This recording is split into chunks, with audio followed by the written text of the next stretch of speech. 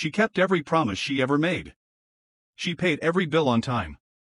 She swept her porch every single Saturday evening without fail. She walked to 6 o'clock mass every Sunday morning of her adult life. She worked the same job for 30 years, climbed from the factory floor to forewoman through sheer discipline, and she never once complained about the climb. She was the kind of woman who wired money to a husband who had abandoned her, not because she had to, not because anyone was watching, but because she believed her vows were sacred and her word was her bond. She was the kind of woman who kept her house spotless, her routine tight, her faith unshakable, and her heart quietly open even when the world gave her very little reason to keep it that way. She was a woman who did everything right. Every single thing. And on a quiet Saturday evening in September of 1964, she opened her front door to a stranger, and she was dead before the sun came up the next morning. Her name was Katherine Blackburn. And for 61 years, the man who killed her had a name that nobody knew. If you are watching this channel for the very first time, welcome. You found this place for a reason, and I am glad you are here. What you are about to hear over the next hour is one of the most chilling, heartbreaking, and ultimately extraordinary cold case stories in the entire history of American criminal justice. A story about a woman who deserved so much better than what she got. A story about the people who refused to let her be forgotten. And a story about a single piece of cloth that sat in an evidence room for 60 years and changed everything when the right hands finally opened it. Before we go a single second further, I need you to do 3 things for me right now. Hit that like button. It takes 1 second and it tells the algorithm that this story deserves to be seen by more people. Subscribe to this channel if you have not already, because we cover stories exactly like this one every single day, and you do not want to miss what is coming next. And share this video. Send it to someone you know. Post it to your story. Put it somewhere people will see it. Because Katherine Blackburn spent 61 years as an unsolved case, and the least we can do for her now is make sure the whole world knows her name and knows what happened to her and knows that justice, even when it is delayed by 6 decades, is still possible. Now let us get into this story from the very beginning, because to understand how this case was finally solved, you first have to understand the woman at the center of it. In September of 1964, a 50-year-old woman named Katherine Blackburn opened the front door of her home at 117 Colony Street in Albany, New York, to a man she believed was going to become her new tenant. She had been trying to rent out the upstairs apartment in her 2-family house, and she thought she had finally found someone. Within hours of opening the door, she would be beaten, stabbed, mutilated with heated kitchen knives, and left dead on the floor of that same upstairs apartment. Her killer walked out through the front door, stepped out into the Albany evening, and vanished completely. No arrest. No trial. No justice. For 61 years, her family buried her, cleaned her blood from the walls of that house with their own bare hands, and spent the rest of their lives waiting for an answer that never came. Until it finally did. This is the story of how one of the most brutal unsolved murders in the history of New York State was cracked wide open more than 6 decades after it happened. Not by a confession. Not by a witness who suddenly found their conscience after 60 years of silence. Not by a lucky break or a coincidence or someone talking when they should not have. But by a handkerchief.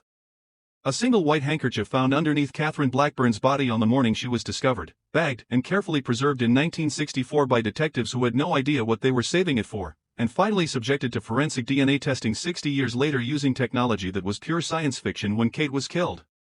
But to truly understand this case, and I mean to understand it at the level where it actually means something, you need to understand who Katherine Blackburn was before any of this happened. Because the way she chose to live her life, the principles she held and the sacrifices she made and the secrets she kept, tells you everything about why she died the way she did and why the people who loved her never stopped fighting for her. Katherine Beck was born on the 1st of March, 1914, in Albany, New York, to a family of Polish immigrants who had come to this country and put down roots in upstate New York. She had 1 brother and 5 sisters. 6 children in a deeply Catholic household, and when I say deeply Catholic I do not mean the kind of Catholic where you go to Mass on Christmas and Easter and feel good about yourself. I mean the kind of Catholic where faith was not a Sunday activity. It was the architecture of the entire life. It shaped every decision that was made, every relationship that was formed or ended, every moral question that came up, every corner of every day from the moment you woke up to the moment you closed your eyes at night. For Katherine, who everyone who loved her called Kate, that faith would become both the greatest strength she ever had and the most quietly suffocating burden she would ever carry. Because when Kate was 24 years old, she made a choice that she could not fully undo. A choice that seemed reasonable at the time and that she would quietly regret for the rest of her life. A choice that would shape everything that came after, including the secret she kept for 16 years, including the way she died, including the reason a stranger was standing in her apartment on a September evening when he absolutely should not have been there. On the 3rd of July, 1938, Kate married a man named Jesse Blackburn. But the wedding did not take place in a church. It took place at City Hall. Jesse Blackburn had been married once before, and under the canon law of the Catholic Church, that prior marriage meant that a proper church wedding was simply not available to them. It was a compromise that Kate agreed to, but it was one she began regretting almost immediately after the ink dried on the marriage certificate. Jesse Blackburn was in the United States Army Air Force, and that meant constant relocation. West Coast bases. Overseas deployments.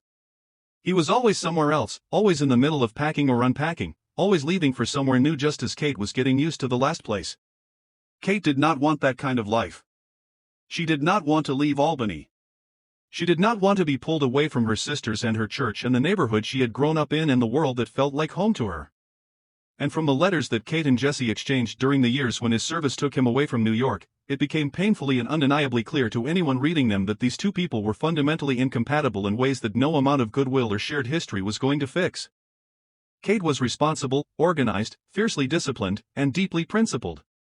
Jesse was unreliable, reckless with money, and chronically unable to keep his life in order. They stopped actually living together after only a short period of being married. Jesse eventually moved all the way to Japan. Kate stayed in Albany and did what Kate always did, which was put her head down and keep moving forward without complaint. She went to work at the Mohawk Brush Company. She would stay there for the next 30 years of her professional life, working her way up from the factory floor to forewoman through sheer consistency and competence and the refusal to be anything less than excellent at whatever she was asked to do. But here is the detail that tells you everything you need to know about who Katherine Blackburn truly was as a person. She never divorced Jesse. Not once in all the years that followed, not when it became clear their marriage was over in every practical sense, not when Jesse moved to Japan and started living a completely separate life on the other side of the world. She could not bring herself to file for divorce. In her understanding of the faith that structured her entire existence, divorce was a sin. She had made vows before God in front of witnesses, and even if Jesse had long since stopped honoring those vows, Kate intended to keep them until one of them died. That was the kind of woman she was. So Kate and Jesse lived entirely separate lives on opposite sides of the world. He lived in Japan. She lived in Albany. And when Jesse found himself short on money, which happened frequently because Jesse was the kind of man who was always somehow short on money, Kate would wire him cash.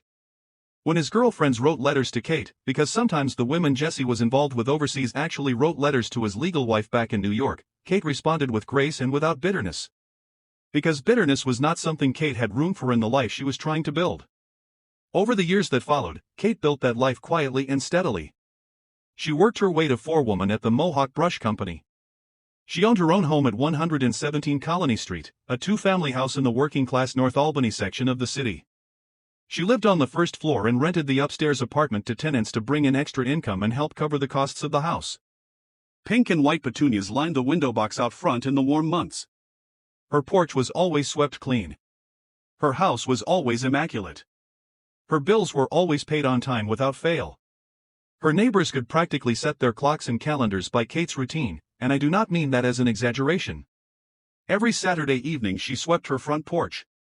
Every Sunday morning at 6 o'clock sharp, not 6:05, not 10 minutes after 6, but 6 o'clock, she walked to Mass at St. Joseph's Roman Catholic Church. Every single weekday morning, her friend and co-worker Marie Hogan would pull up to the curb in front of 117 Colony Street, and Kate would come out the front door and get in the car and they would ride to the brush factory together. That routine was her life. It was the structure she had built around herself, deliberately and carefully, and she lived inside it with complete consistency. And when that routine suddenly and completely stopped, when the porch was not swept and Mass was not attended and Kate did not come out of her door on Monday morning, everyone who knew her understood immediately and with a cold certainty that something had gone terribly, permanently, irreversibly wrong. But before we get to the Monday morning when everything broke open, there is something else you need to know about Kate. Something that the people closest to her, her sisters, her nieces, the family she had organized her entire life around, did not know. Something she had been carrying in perfect silence for 16 years. A secret that was only going to be revealed at the worst possible moment, on the worst possible day, in the worst possible circumstances. We will get there. But first, we need to talk about the 8 days that directly preceded her death, because those 8 days explain everything about why a stranger was standing in Kate's apartment on a Saturday evening in September. Kate's longtime tenants in the upstairs apartment had recently moved out following a death in their own family. The apartment sat empty, and Kate had been running an advertisement in the Knickerbocker News newspaper since July of 1964, trying to find a new renter. The advertisement ran for the very last time on the 4th of September, 1964. 8 days before Katherine Blackburn was murdered. She had found what she thought was a potential tenant. A short man in his 50s had responded to the advertisement. He told Kate he wanted the apartment for himself and his mother. He paid a $10 deposit as a show of good faith. He said he planned to move in on the 1st of October. It seemed straightforward. It seemed like the kind of ordinary landlord-tenant interaction that Kate had managed without incident for years. But something about this man was wrong. Kate felt it in her gut from the very beginning, and she could not shake the feeling no matter how hard she tried to reason herself past it. When the man had come to look at the apartment, Kate noticed he smelled strongly of alcohol. Not faintly, not like someone who had a drink with dinner the night before. Strongly enough that Kate noticed it and filed it away as something that did not sit right. The address he had given her as his current residence was 369 2nd Avenue, which was located in a noticeably nicer and more expensive part of Albany than Colony Street. That detail nagged at Kate too. Why would someone living in a better neighborhood want to move into hers? What was the reason for the downgrade? It did not make any logical sense, and Kate was a woman who paid close attention to things that did not make logical sense. She was worried enough about this man, worried enough about whether she had made the right decision, that on the night of Wednesday, the 9th of September, just 3 days before her death, she asked someone to drive her over to the address the man had provided. She wanted to see it with her own eyes. She wanted to confirm that the address was real, that the man lived where he claimed to live, that everything he had told her was actually true and not a story he had invented. Now, the person she asked to drive her that night connects directly to the secret Kate had been keeping from her family for 16 years. But we are still not quite there yet. They drove to 2nd Avenue on that Wednesday evening. The address existed on the street. It was real. But it was dark enough by the time they arrived that it was impossible to determine which specific house on that stretch of the street was number 369. They drove slowly, they looked, and eventually they turned around and went back home. Kate never got the confirmation she was looking for. She never got to satisfy the instinct that was telling her something about this man was not what it appeared to be. 3 days after that Wednesday evening drive, she was dead. Saturday, the 12th of September, 1964. Kate worked a half-day at the Mohawk Brush Company that morning and came home to Colony Street around noon. She spent the afternoon at home. Between 5 and 6 o'clock in the early evening, her neighbors saw her doing exactly what she always did on Saturday evenings. She was out on her front porch with a broom in her hand, sweeping it clean the way she had swept it clean every single Saturday evening for as long as anyone in the neighborhood could remember. That was the last time anyone saw Katherine Blackburn alive. Not long after that, she spoke to one of her sisters on the telephone. Her sister wanted to come over that evening and bring some food for them to share for dinner, a completely normal and loving thing for a sister to offer. Kate said no. She told her that a tenant was coming by to look at the apartment that evening and that it was not a good time for company. Her sister said that was fine, they would get together another time, and they said goodnight to each other. That phone call was the last time anyone heard Kate's voice.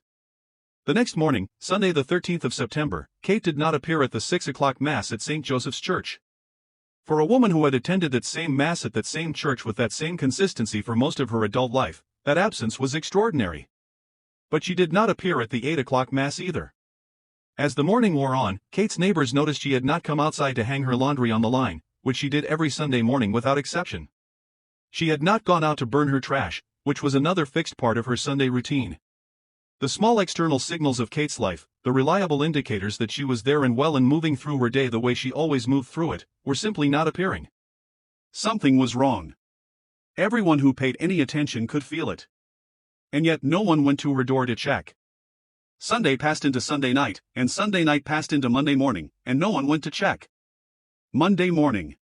Marie Hogan pulled up to the front of 117 Colony Street for their daily carpool to the brush factory, the same way she had done it hundreds of times before. Kate did not come outside. Marie waited. Kate still did not come outside. Marie got out of the car and knocked on Kate's front door. No answer came from inside. Just silence. Complete, still, deeply wrong silence from behind a door that Kate always opened promptly when she was expected. Frightened now, Marie went and called Kate's 19-year-old niece, Sandy. Sandy had a small window of time before she needed to be at her own job, and she decided to go to Colony Street and check on her aunt herself. She asked her younger sister Marianne to come along, but Marianne was not able to. She had school. She had just started the 10th grade that fall and could not miss it. So Sandy called her Aunt Anna, another one of Kate's sisters, and Anna came with her instead. They knocked on Kate's front door together. No answer. Sandy started picking up small pebbles from the ground and throwing them at the windows, trying to get Kate's attention from outside the way you do when you think someone might be inside but not hearing you knock. Nothing. No movement at any window. No sound from inside. They found the cellar door at the back of the house unlocked and went in through the basement. When they came up the basement stairs and into the shared foyer of the two-family house, Kate's first-floor apartment door was open. They went inside and looked around. The first floor was empty. Kate was not there. Kate had mentioned to people in the days before that she had been painting the upstairs apartment, getting it ready and freshened up for the new tenant she expected to move in at the start of October. So Sandy and Anna headed up the staircase to the second floor. The front door of the upstairs apartment was standing open. And there, on the floor of the upstairs living room, was Kate. Sandy, who was just 19 years old, a teenager who had come to check on her aunt before work on a Monday morning, ran to find a phone and call an ambulance. But when the paramedics arrived and assessed what they were looking at, they did not attempt to provide medical treatment. They called the police. Katherine Blackburn had been murdered. What investigators found inside that house when they arrived was one of the most disturbing and methodically constructed crime scenes in the history of Albany law enforcement. And what makes it most chilling, even now looking back at it from 60 years later, is how completely deliberate every element of it was. This was not a crime of passion. This was not a sudden explosion of violence between two people who knew each other and had a history of conflict. This was slow, calculated, patient, carried out step by step by someone who was in full control of himself throughout the entire process, someone who knew exactly what he wanted to do and took his time doing it. The killer did not bring weapons into that house. He brought nothing with him that could be traced back to him or identified as his if it were found. Instead, he used Kate's own home against her. Her kitchen. Her belongings. Her tools. Every instrument he used to do what he did to her, he found right there inside her house, where it lived as part of her normal daily life. Kate's body was found in the upstairs living room. But investigators quickly determined from the blood evidence that this was not where the attack had started. The assault began in the entryway between the upstairs apartment's kitchen and the back bedroom. Here is what the evidence told investigators had happened. Kate had brought the man upstairs to walk him through the apartment. At some point during that visit, she went back downstairs to her own apartment to retrieve keys from a lockbox in her first-floor bedroom. While she was gone, the man who was standing alone in the upstairs kitchen quietly picked up a small hammer or meat tenderizer from the kitchen counter or a drawer, something that was already there, something that belonged to Kate, without making any noise that would alert her to what he was doing. And when Kate came back up the stairs with the keys in her hand, ready to continue showing him the apartment, he was standing there waiting. He struck Kate on the back of the head. He struck her multiple times. Hard enough to fracture her skull. Some of Kate's fingers were broken in a way that told investigators exactly what her last conscious moments were like.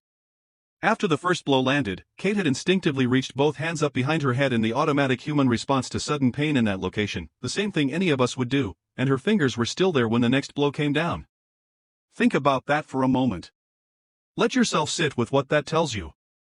Kate's last waking act on this earth was reaching toward the back of her own head, trying in the most fundamental and human way possible to protect herself from what was being done to her. Her fingers were broken in the attempt. She collapsed face down on the floor. The man went back downstairs. He walked into Kate's kitchen in a calm and purposeful way and selected a knife from her kitchen. He brought it back upstairs, turned Kate's body over onto her back, and stabbed her once on the left side of her neck. Then he stabbed her once more directly in the front of her throat. That second wound severed her carotid artery. Katherine Blackburn bled to death on the floor of the apartment she had been painting and preparing for a new tenant, trying to make ends meet the way she always made ends meet, through careful management and hard work and good planning. But the man who killed her was not finished.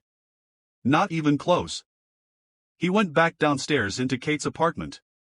He broke open a cedar hope chest and pulled out a white linen sheet from inside it. He took 2 pillows from Kate's bed.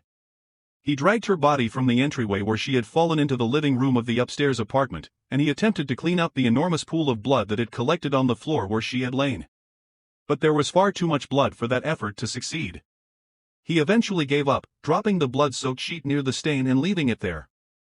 That blood, as the hours passed, would slowly seep down through the floorboards of the upstairs apartment and drip into Kate's own first-floor apartment directly below. He pushed Kate's dress and petticoat up around her neck. He cut away her bra. And then, because the upstairs apartment had no electrical service connected at that point, the apartment being empty between tenants, he went back downstairs to Kate's own kitchen. He placed her kitchen knives directly onto the burner flames of her gas stove, one after another, and he stood there in her kitchen and waited. He waited for those knives to get hot enough to burn through human skin. And then he carried them upstairs. He used those heated knives to sear shapes and patterns and lines into Kate's body. He did this multiple times. Trip after deliberate trip back down the staircase, knife after knife heated on Kate's own stove, brought back upstairs, used against her. He was not rushing. There was no urgency in what he was doing. He was taking his time, and the physical evidence made that unmistakably clear. When he was finished with the knives, he hid them under the stove cover in the upstairs kitchen. He sexually assaulted Kate's body. In doing so, he left behind biological evidence. Investigators collected that evidence on the day Kate's body was discovered. They labeled it, bagged it, and placed it in storage, where it would sit untouched and waiting for the next 59 years. And then, before he walked out of that house and back into the Albany evening, this man did one final deliberate thing that told investigators exactly how calculated he was. He found Kate's rent receipt book in the hutch in her living room. Kate kept meticulous records, because that was who she was. Every time someone paid rent or made a deposit, she filled out a receipt in that book. One copy went to the tenant. The corresponding stub stayed in the book as a permanent record of the transaction. The man tore out the last written page of the receipt book. And then he tore out 4 additional pages behind it, taking every stub that bore any record connecting his name or his false name to this house or to Katherine Blackburn. He believed he was erasing himself from the only written record that placed him here. But paper has a memory of its own that he did not account for. When you write firmly enough on paper, the pressure of the pen transfers an impression onto the pages below the one you are writing on. The pages he tore out were gone. He took them with him. But faint traces of Kate's handwriting remained pressed into the surface of the pages underneath the ones he had removed, like a ghost of what had been written, like a whisper that absolutely refused to be completely silenced. Those impressions would eventually give investigators something to work with. A name. Not the killer's real name, as it turned out, but a name. A starting point. Something that would send detectives on a hunt that would span decades and cross state lines and eventually lead straight to a grave. More than 1,000 people attended Katherine Blackburn's funeral at St. Joseph's Roman Catholic Church in Albany. 11 of her co-workers from the Mohawk Brush Company served as pallbearers at the service. The company shut its doors entirely for the day so that every employee who wanted to attend could be there to pay their respects. 1,000 people. That is how many lives Kate had touched quietly and without fanfare in her 50 years, just by being the person she was every day. Albany police detectives watched the funeral from across the street, studying every face in that crowd with careful attention. They had wired Kate's casket with a microphone, hoping, on the theory that killers sometimes cannot resist a final return to the scene or to the victim, that the man who murdered her might approach the coffin and say something. A prayer. An expression of regret. A whispered confession meant only for Kate. He did not come forward. Whatever he felt that day, if he felt anything at all, he kept it to himself. But Kate's family learned something at her funeral that they had never known during her lifetime. Something that quietly and permanently changed their understanding of the woman they thought they knew completely. Kate had been in a romantic relationship for the past 16 years. His name was Ben Masson. He was a produce seller, a man who had survived polio and lived with the physical effects of the disease for the rest of his life. He could still walk, but with significant difficulty. He lived with his mother. And he had loved Katherine Blackburn deeply and quietly for the better part of 2 decades, loving her in the carefully hidden way that their circumstances required, and she had loved him back with the same careful, hidden devotion. Kate had never told her family about Ben. Not once in 16 years had she mentioned his name to her sisters or her nieces or anyone in the family she had organized the rest of her life around. She was still legally married to Jesse Blackburn. She was a devout Catholic. In her sincere and deeply held understanding of the faith that had shaped everything about her, being romantically involved with another man while still married, even a marriage that existed only on paper, even a marriage to a man living on the other side of the world who had moved on entirely, was a sin. But so was divorce. These two facts created a trap around Kate that her faith had built and her own principles kept locked. She could not leave her marriage without sinning. She could not love Ben openly without sinning. She could not find a way through that left her conscience clear. So she did what she always did when faced with an impossible choice between two things she cared about. She kept the peace by keeping the secret. She held both worlds inside herself and kept them carefully separated from each other. There was another dimension to her silence as well. Kate was Polish and Catholic. Ben was Jewish. In Albany, New York in the 1960s, that kind of relationship between people of different faiths and ethnic backgrounds still generated judgment and gossip and raised eyebrows among the people around them. Kate understood what people would say. She understood what her deeply Catholic family might think. And she was not willing to put Ben or herself through that, so she loved him privately and she loved her family openly, and she kept those two things from ever touching. But even within those constraints, Kate found small ways to let her two worlds exist close to each other. When her niece Sandy was working shifts at a Carvel ice cream stand, Kate and Ben would drive there together and park far enough away from the stand that no one who knew Kate would see them together in the same car. Then Kate would send Ben up to the counter to order something, just so he could meet Sandy, just so this man she loved could stand in front of this young woman she adored and exchange a few words, even if Sandy had no idea who Ben really was. Sandy thought he was an ordinary customer who came around from time to time and ordered ice cream like everyone else. Kate loved her family so fiercely that she built an invisible bridge between her two worlds, close enough to feel the warmth of both of them at once, and careful enough that they never actually touched or created a collision she was not prepared to manage. Ben Masson was devastated by Kate's death in ways that he could not fully express publicly because his role in her life had never been publicly acknowledged. He told police investigators that on Saturday evening, the evening Kate was murdered, he had driven to Colony Street and come to her door, but she had not answered. He had assumed she was occupied with the prospective tenant and gone home. He came back to the house on Sunday. Still no answer. He called her approximately 10 times between Saturday evening and Monday morning, growing more concerned with each call that went unanswered. He never saw her alive again. Ben cooperated with the investigation fully and without reservation. He was not considered a suspect by investigators at any point. He was simply a man who had loved a woman quietly for 16 years and lost her in the most violent and incomprehensible way imaginable. After the burial, Sandy and her cousin Teresa returned to 117 Colony Street. They were barely 20 years old. And they did something together in that house that no young person should ever have to do, something that no one asked them to do or expected of them. They cleaned their aunt's blood from the floor of that apartment. Not because it was their responsibility in any formal sense. Not because anyone instructed them to do it. But because they could not stand the thought of their mothers coming to that house and seeing it, and so they got down on their knees and they cleaned it themselves. The police investigation that followed Kate's murder was substantial in scale and ambition. Detectives pursued leads across multiple states over the months that followed. They investigated Albert DeSalvo, the man known as the Boston Strangler, as a possible suspect in Kate's murder. The pattern of his crimes, targeting women who were alone in their homes and gaining entry under false pretenses, was consistent with what had happened to Kate. They also examined Lemuel Smith, a convicted killer from nearby Amsterdam, New York, who had a documented history of sexually assaulting and mutilating female victims. Neither man could be credibly connected to Katherine Blackburn's murder.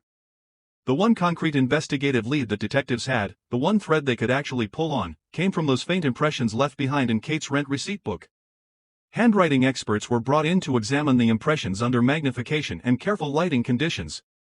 They reached agreement on one key element. The first name recorded in Kate's handwriting was Robert. The last name was significantly harder to read with any confidence. It could have been Broadhead. It might have been Branstead. The address the man had given Kate was recorded as 369 2nd Avenue. Police systematically investigated every man with a name that could match Robert Broadhead or Robert Branstead anywhere in Albany. They checked the actual residence of 369 2nd Avenue specifically. They checked every house numbered 369 on every street in the city. Every single lead they followed collapsed into nothing. The name in the receipt book was almost certainly false, invented to avoid exactly this kind of investigation. The address was a dead end. And the man who had walked into Kate's apartment on a Saturday evening in September was a ghost who had left almost nothing behind. Almost nothing. One detective in the Albany Police Department refused to let go of this case when everyone else had set it aside. Lieutenant Edmund Ted Flint kept Katherine Blackburn's file on the very top of his cold case pile for years. He kept it there not because it was the most prominent case in the department's history or because it attracted attention from the public or the press, but because it was the case that haunted him most personally, the one he could not stop thinking about, the one that represented everything unresolved and unjust about his career in law enforcement. He worked it through his active years. He kept working it after he had run out of leads to pursue. He worked it until the day he retired from the Albany Police Department. And then Ted Flint died. He died without ever knowing who had murdered Katherine Blackburn. He carried it open-wound until the very end. Days became months. Months became years. Years became decades. The house at 117 Colony Street was eventually demolished. The neighborhood around it changed, as Albany neighborhoods do, as all neighborhoods do over 60 years. The detectives who had worked the original investigation in 1964 grew old and retired and eventually passed away. But the file never closed. And the people who loved Kate never stopped carrying her. In August of 2018, a detective named Melissa Morey was working in the Albany Police Department's Forensic Investigation Bureau, doing the kind of careful, detail-oriented investigative work that cold cases require. Her husband had just come home from a social gathering with a group of retired Albany detectives, men who had spent their careers working cases and who still got together occasionally to reminisce and catch up. That evening, the conversation had turned, the way it often turned at those gatherings, to the cases that had never been solved. The cases that still sat with them. The cases that had never let them fully go. For many of those retired officers, when they were asked which case haunted them above all others, the answer was the same. Katherine Blackburn. A 50-year-old woman. Colony Street. September of 1964. Never solved. Something shifted for Melissa when her husband told her about that conversation. Something clicked into place. She knew that the Albany Police Department maintained preserved evidence from old cases, that the department had storage going back decades, that there might be something there from 1964 worth looking at with fresh eyes and modern tools. She decided to pull Kate's file and see what was actually there. What she found when she opened that file stunned her. The evidence from 1964 was all there. Every single piece of it, carefully preserved and maintained in remarkable condition. Kate's clothing from the day she was killed. The bed sheets. The kitchen knives. The handkerchief that had been found underneath Kate's body when she was discovered. Everything, catalogued and labeled and stored with a precision and care that reflected something extraordinary about the detectives who had worked the original case. Those men had done their jobs in an era that predated DNA analysis by decades, an era when genetic genealogy was not a concept that existed anywhere in law enforcement or anywhere in science. They had worked that crime scene wearing gloves on their hands. They had bagged and labeled every piece of evidence with meticulous attention to detail. They had preserved a biological sample collected from the scene without knowing what future technology might be able to do with it, without any way of knowing whether anyone would ever be able to use what they were so carefully saving. They had left a gift for investigators who would come decades later, and they had done it without knowing that is what they were doing. And then Melissa Morey discovered something that felt less like a coincidence and more like a hand reaching across time to make a connection that needed to be made. Kate's niece Sandy, the same Sandy who had been 19 years old when she found her aunt on that apartment floor, the same Sandy who had come back after the funeral and cleaned Kate's blood from the wood so her mother would not have to see it, was Melissa's neighbor. They lived on the same street in Albany. They had passed each other on that street. Sandy had stopped to compliment Melissa's dog on their walks together. They had exchanged the small, warm pleasantries of neighbors who encounter each other regularly and like each other. And Melissa had no idea, not the faintest idea, that this kind and quiet elderly woman she saw on the sidewalk was connected to one of the most brutal unsolved murders in Albany's history. That same fall, in November of 2018, a professor named Dr. Christina Lane launched a new academic initiative at the College of St. Rose in Albany. She called it the Cold Case Analysis Center, and its explicit purpose was to bring academic resources, research methodologies, and fresh investigative perspective to bear on unsolved crimes where the original investigations had run out of road.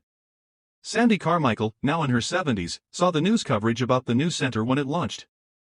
And she did what she had been doing for more than 5 decades, the thing she had never stopped doing no matter how many times it seemed like nothing was going to change. She picked up the phone. She reached out. She told them about her aunt. She asked if they could help. The Cold Case Analysis Center contacted the Albany Police Department. Melissa Morey was assigned to lead the renewed investigation. For the first time in decades, the pieces were actually beginning to come together in a way that felt different from all the previous attempts. A detective with access to modern forensic tools who would not let the case stay closed. An academic center built specifically for exactly this kind of work. And a family member who had never once, in over 50 years of waiting and not knowing, stopped believing that the answer was out there and fighting to reach it. Over the next several years, Melissa and Dr. Lane and their team explored every possible avenue for re-examining the evidence that had been sitting in storage since 1964. They hit walls. They encountered options that seemed promising and then failed to produce results. They were told no by laboratories that could not take on the work or did not have the right capabilities. They pursued approaches that did not pan out. Melissa would later describe the experience of working a cold case to journalists covering the eventual resolution as being like an extremely long research project full of false starts and disappointment. Long stretches where nothing moves at all. A lot of bad news delivered by people who genuinely wanted to help but simply could not. A lot of doors that opened and then closed again. You keep moving forward anyway, because stopping is not something that people like Melissa Morey are built to do. Eventually, after enough wrong doors, they found the right one. The key was the handkerchief. And I want you to really hold on to that detail for a moment, because it is the kind of detail that seems almost too small and too simple to have carried the weight of 61 years of justice inside it. A handkerchief. A piece of white cloth found underneath Katherine Blackburn's body on the morning of September 15, 1964. Bagged and labeled and placed in storage by detectives who wore gloves and cared about what they were preserving even when they could not yet explain exactly why. That handkerchief had been sitting in that storage room for 60 years. 60 years. And it was not finished yet. In 2023, the Albany Police Department entered into a partnership with Othram, a forensic DNA company based in Texas that specializes in exactly the kind of challenging biological evidence work that conventional crime labs are not equipped to handle. A non-profit organization called Season of Justice provided the financial grant that made the testing possible. Othram scientists used a specialized sterile wet vacuum extraction system to pull viable DNA from the porous surface of a piece of cloth that was 60 years old. Once they had that DNA, they built a comprehensive genetic profile from it using forensic-grade genome sequencing at a level of detail and precision that would have been pure science fiction to the detectives who first handled that handkerchief in 1964. That genetic profile was delivered to the Federal Bureau of Investigation.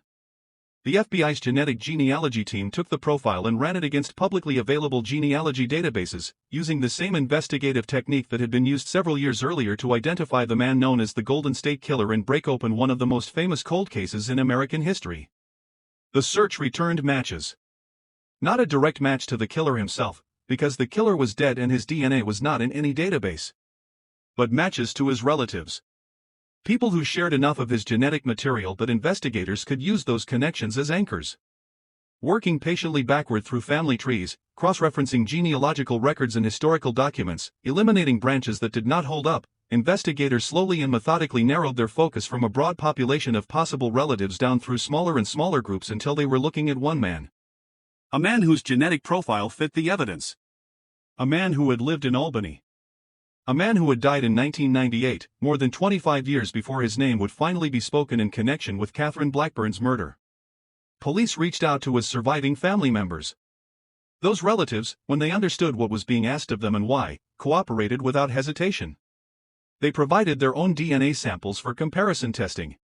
The results of that comparison confirmed that investigators were on the right track and looking at the right family. But confirmation that they were in the right direction was not enough. They needed direct, absolute, unassailable proof that connected this specific man to the biological evidence recovered from underneath Kate's body in 1964. They needed something that could not be challenged or explained away. That meant going into the ground. On the morning of the 15th of September, 2025, investigators gathered at Albany Rural Cemetery. It was 61 years and one day after Katherine Blackburn's body had been found on the floor of her upstairs apartment on Colony Street. They had come to the cemetery with a court order authorizing what they needed to do. They opened a grave. They carefully extracted bone samples from a femur and an arm bone of the man buried there, sealed those samples, and sent them to the laboratory for analysis. Weeks passed. And then the laboratory results came back. It was a match. On the 8th of October, 2025, Albany Police Chief Brendan Cox stood at a podium in front of reporters and cameras and family members and said the name that no one had known for 61 years. Joseph Stanley Nowakowski. Born in Albany, New York, in August of 1931. 33 years old on the evening he murdered Katherine Blackburn in her own home. Dead since 1998, more than 2.5 decades before his name was finally attached to what he had done. And his criminal history, laid out at that press conference, told you everything you needed to know about what kind of man he had always been. At 18 years old, he was arrested for 3 separate burglaries. After completing military service, he was arrested at a train station, and when police searched the suitcase he was carrying, they found a loaded pistol, multiple switchblades, a crowbar, skeleton keys, handcuffs, glass cutters, and detailed floor plans of private residences in multiple cities. In that same suitcase, he had also been collecting newspaper clippings, tracking the travel schedules of wealthy families so he would know exactly when their homes were empty and unprotected. This was not a man who had stumbled into criminal behavior opportunistically. This was a man who planned, who studied his targets in advance, who prepared methodically, who thought carefully about what he was going to do and how he was going to do it before he ever moved. He was, in every meaningful sense of the term, a predator. In 1973, 9 years after he murdered Kate, a 74-year-old woman living alone in Schenectady, New York woke up in the middle of the night covered in her own blood. She had sustained a fractured skull. She had been attacked with a hatchet while sleeping in her own bed. By some remarkable chance, she survived.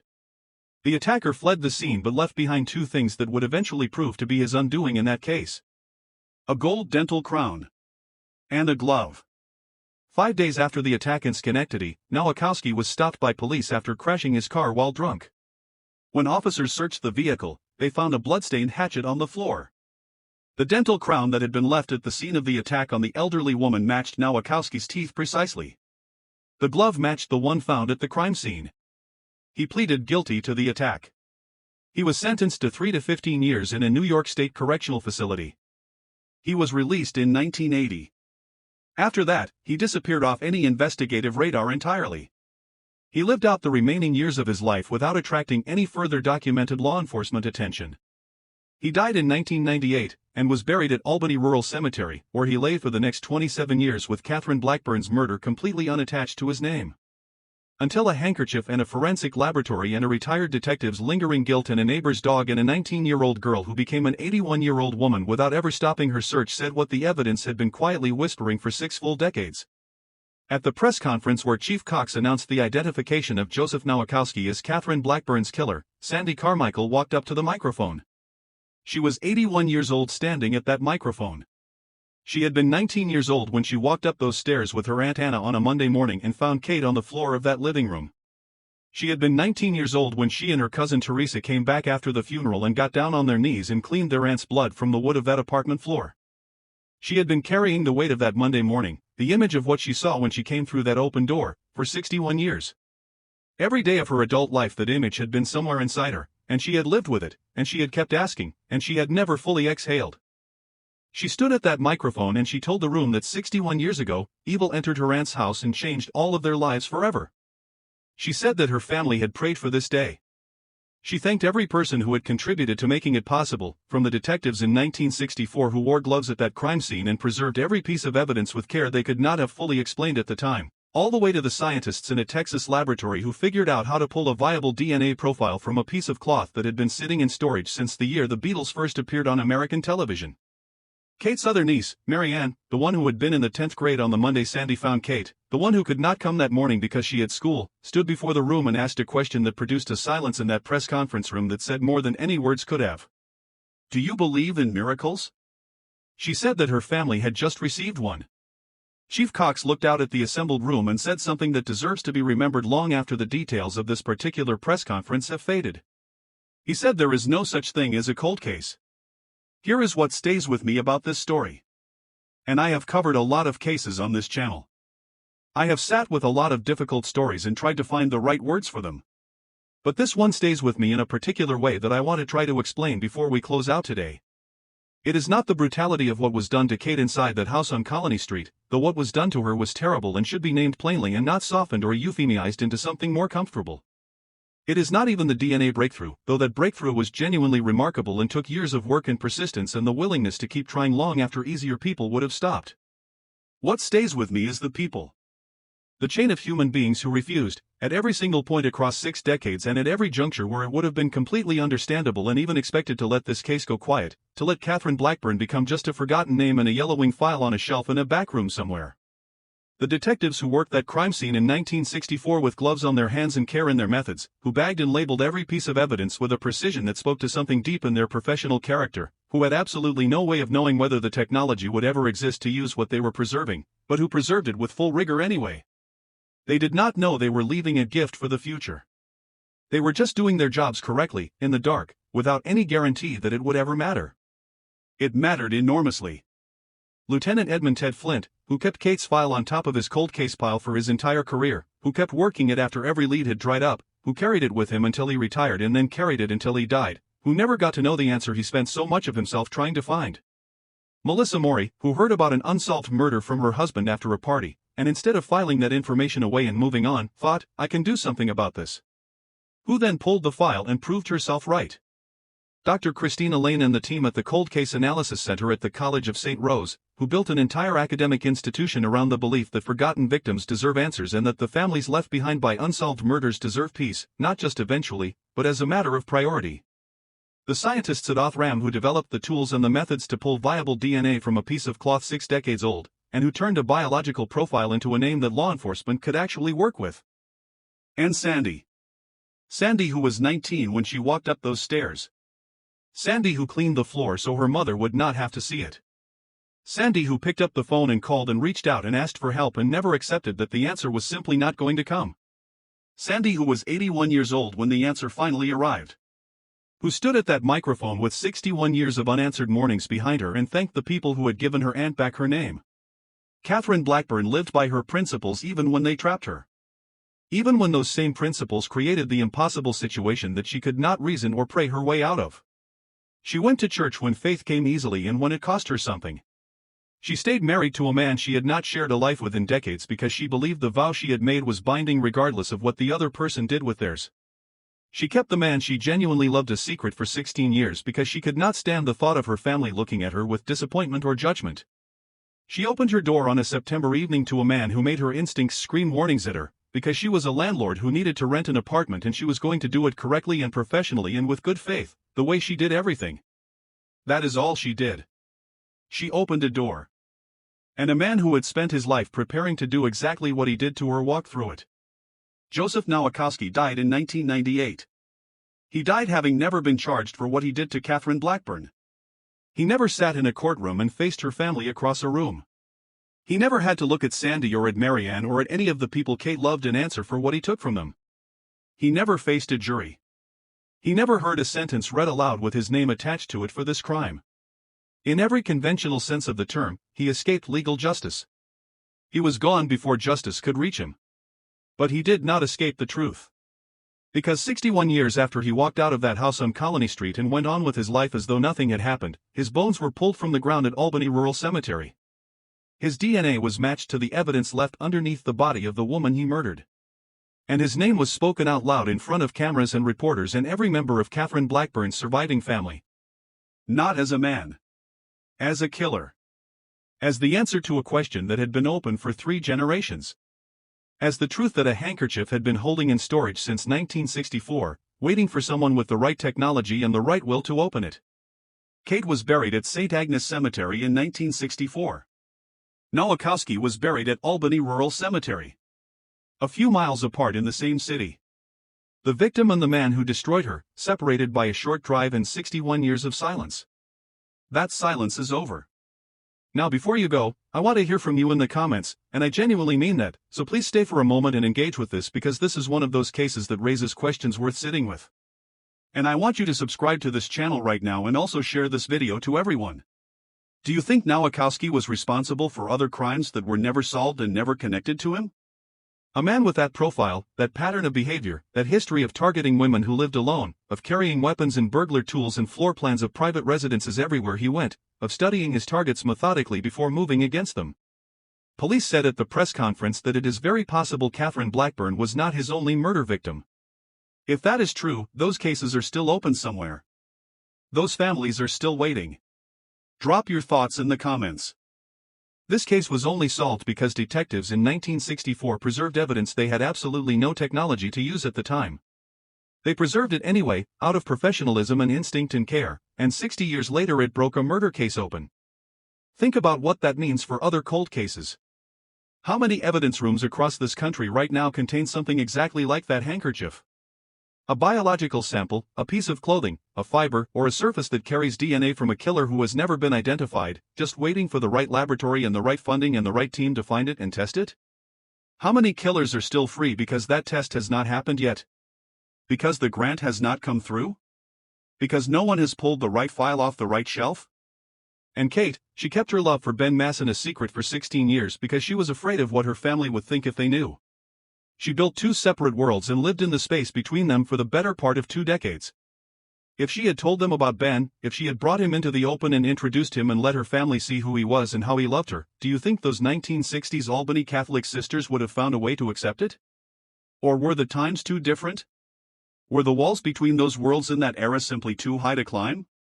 Let me know what you think in the comments below. Every comment you leave on this video tells the algorithm that this story matters and that it deserves to reach more people. Every share you make puts Kate's name in front of someone who has never heard it before and gives them the chance to know who she was. If this story affected you the way it affected me, do not just watch and move on. Like this video right now. Share it with someone. Send it to a friend who loves true crime or a family member who needs to hear that justice is sometimes possible even when it takes 61 years to arrive. And if you are not subscribed to this channel yet, subscribe right now, because we cover stories exactly like this one every single week, stories about real people whose lives and deaths deserve to be understood and remembered and talked about. Katherine Blackburn deserves to be remembered. Not just for the manner of her death. Not just for the brutality of what was done to her in that house.